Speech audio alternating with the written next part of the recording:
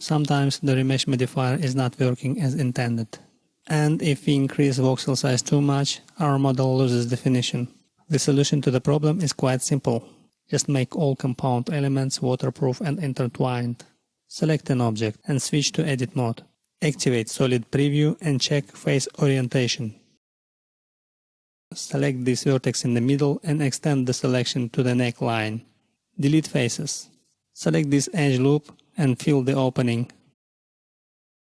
Same story with sleeves and waist.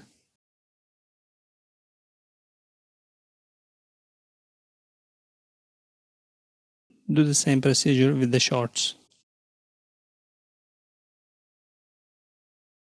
Okay, now let's select all visible objects, then duplicate, join, rename, and add a Remesh modifier. Let me hide these objects. Now the Remesh modifier works smoothly. See you in another tutorial.